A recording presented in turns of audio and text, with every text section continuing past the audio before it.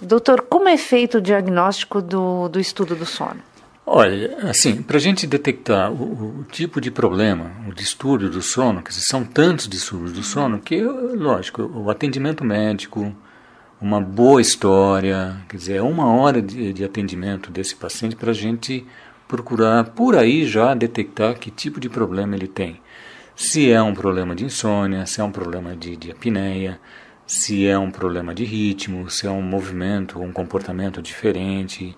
Agora, o principal exame, né, que vem da década de 60 já, se chama polissonografia. Polissonografia está dizendo assim, é um estudo neurofisiológico, quer dizer, analisa funções nossas durante o sono. Por isso que é polissonografia. É feito através de sensores que são colocados, aderidos, né, no couro cabeludo, sensores respiratórios, eletrocardiograma, sensores que são colocados na perna. Então, com tudo isso que a gente vai observar o quê? Primeiro, a qualidade desse sono. O que é a qualidade do sono? Quando a gente dorme, a gente passa por vários estágios. O sono não é uma coisa linear, né, que a gente dorme e acorda. A gente aprofunda o sono durante a noite, em vários momentos, a gente superficializa em alguns outros momentos, e isso a gente chama de estágios do sono. A gente dá números. Se você colocar o estágio mais superficial, a gente coloca como N1, o 2, que seria um sono um pouco mais profundo, mas ainda é um sono mais superficial, o 3, o N3, que já é um sono profundo, e o sono dos sonhos, que é o sono dos movimentos oculares rápidos, chamado sono REM. Todos esses estágios, esses 4 estágios, eles acontecem várias vezes durante a noite, né? São ciclos do sono, até o despertar pela manhã. Então, esses estágios, cada um tem uma característica própria. O eletroencefalograma vai mostrar diferenças. Por que colocado perto dos olhos? Porque o sono REM se caracteriza pelos movimentos oculares. Contração muscular, porque o sono REM você não tem contração muscular. Então, quem está vendo a polissonografia começa a observar os estágios do sono. E cada estágio do sono tem uma quantidade própria. Isso que nos dá uma boa qualidade. Você pode ter as fases do sono, eventualmente, mas está reduzido, por exemplo, no sono profundo. Então, tem situações, como eu mencionei, o problema de medicamentos tranquilizantes, que muitas vezes o indivíduo toma, acha que está dormindo, mas ele deixa um sono mais superficial. Objetivamente, ele tira um sono mais profundo. A apneia, por exemplo, tira o sono profundo, ele fica praticamente num sono mais superficial. Então, você caracterizar esses estágios, né, e as suas proporções, as quantidades durante o sono é muito importante. Se a gente observar agora ao lado não só da arquitetura, da estrutura do sono, você vai ver os problemas respiratórios, a apneia do sono, por exemplo. Você tem sensores que são colocados, né, na entrada do nariz para observar essa respiração. Então, é por aí que você vai fazer o diagnóstico de apneia do sono. E você vai quantificar quantas apneias ele tem a noite inteira. E fora isso, o eletrocardiograma. Por que a perna? Porque tem aqueles movimentos de pernas. Então, você coloca sensores nos membros inferiores, nas pernas, para observar essa movimentação.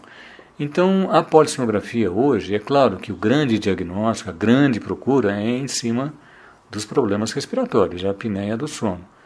Mas é de utilidade para insônias, para os movimentos rítmicos que acontecem durante a noite, para as sonias, os comportamentos.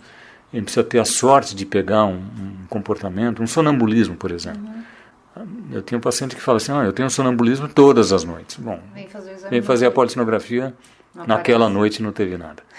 Então, é um exame. Mas o principal problema, o principal transtorno do sono é a apneia, que essa, sem dúvida, é feito o diagnóstico com a polissonografia.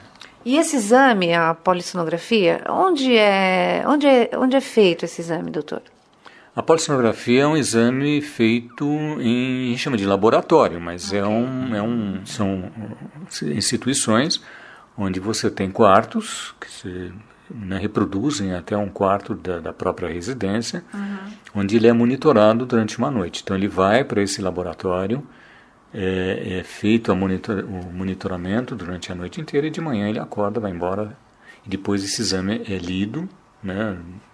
O médico, o leitor, ele vai ver o estagiamento, vai ver se tem apneia, vai marcar tudo isso, e o médico vai dar o laudo final.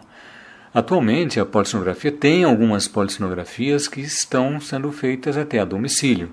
Né? Não é a mesma coisa em função de que o técnico ele coloca os sensores e não vai acompanhar a noite inteira o paciente. Então, eventualmente, não é a mesma coisa do que um exame feito em um laboratório. Só para ficar claro, doutor, a pessoa pode ir direto a um instituto, vamos falar, um instituto desses, um instituto do sono, ou a pessoa deve passar por alguma especialidade médica que vai encaminhar? Normalmente, ele passa por um médico, um profissional, que vai solicitar o exame, porque é um exame.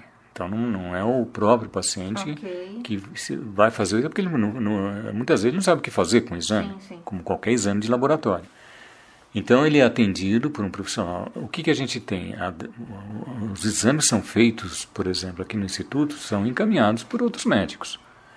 E que médicos são esses? Hoje, nós temos a medicina do sono fazendo parte, a gente chama de área de atuação.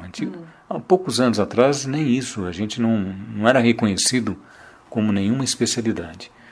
E agora é uma área de atuação de algumas outras especialidades. Então, por exemplo, neurologia. Então, o indivíduo tem que ser neurologista, ter o título de especialista, e aí ele faz uma prova com uma área de atuação em polissonografia. Psiquiatria, pneumologia, otorrino, e agora está entrando a pediatria também. Então, praticamente o indivíduo, para ter o título de medicina do sono, ele tem que ser especialista em alguma dessas áreas. Entendi. É claro que no Brasil é muito grande, então ainda é restrito, né? Porque você está realizando provas, está certificando esses profissionais. Então, alguns médicos, os otorrinos, em função do ronco-apneia, pedem muita polissonografia em função dessa patologia. Insônia, neurologistas, psiquiatras, a própria apneia, otorrino, pneumos. Então, a gente tem outros profissionais que acabam solicitando a polissonografia. Mas se a gente colocar assim, a quem recorrer, né, um paciente que tem algum problema de sono, procurar dentro dessas especialidades. Aí a pessoa vem para fazer o exame e ela meio que se interna durante, vamos chamar assim, ela chega num certo horário e ela vai ficar o quê? Umas 8 horas? Qual o tempo que ela fica fazendo o exame, doutor? Então, não é bem uma internação, se a gente pensar como internação hospitalar, né? Tanto é que os convênios eles não cobrem a polissonografia como internação. É um procedimento, é um exame. Então ele vem à noite, normal, ele vem, ele é monitorado a noite inteira e de manhã ele vai embora. Então ele passa uma noite no laboratório, né? E de manhã, café da manhã, ele sai. Mas a gente está falando de especialidades, né? Hoje a cardiologia, por exemplo, está pedindo muitos exames de polissonografia. Por quê? Problemas, principalmente arritmias cardíacas.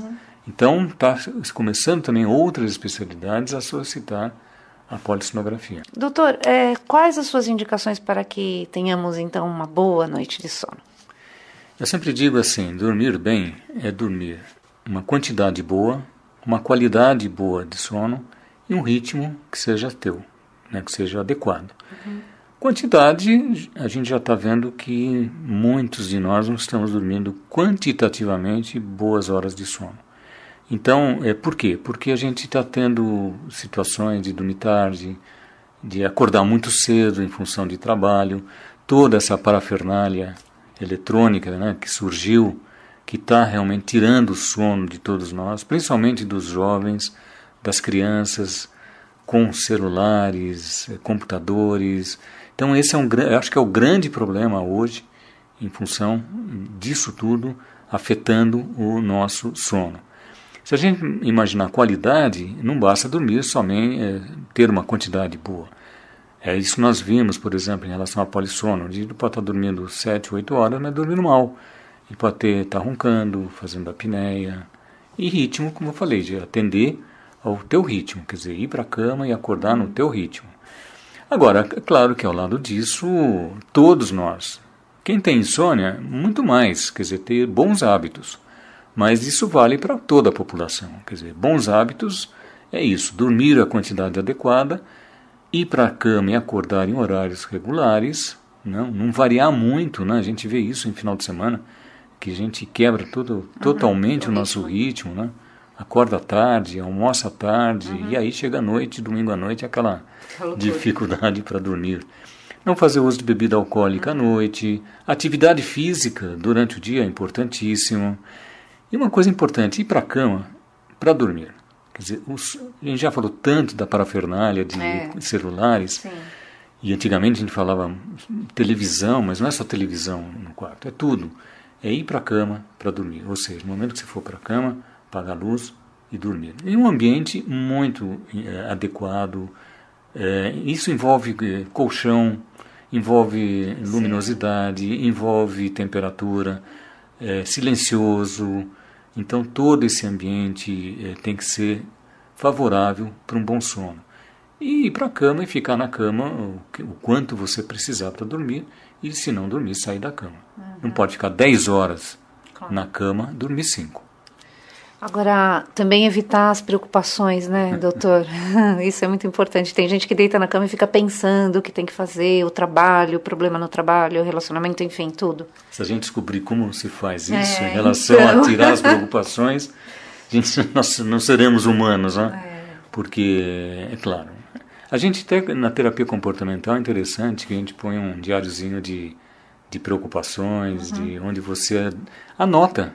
Até você, durante o dia, chegando no final do dia, já põe lá as anotações para o dia seguinte, as preocupações que possam acontecer, para você não chegar à noite, ficar pensando no que possa acontecer. Se você pensar, opa, já anotei isso no meu caderninho, então não vou precisar pensar agora, porque senão você vai ficar remoendo.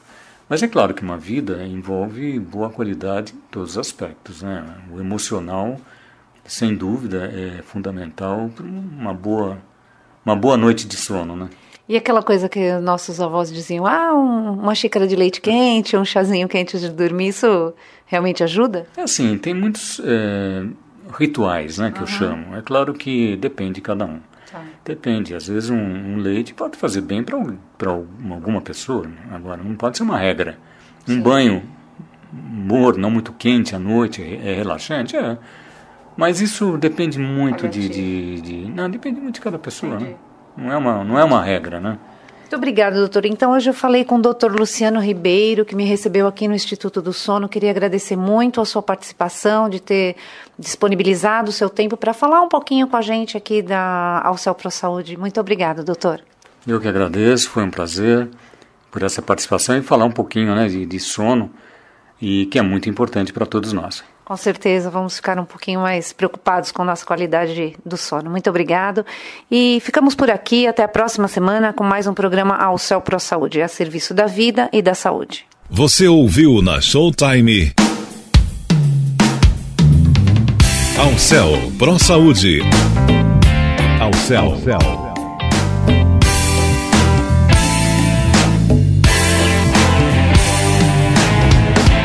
Alcel Pro Saúde.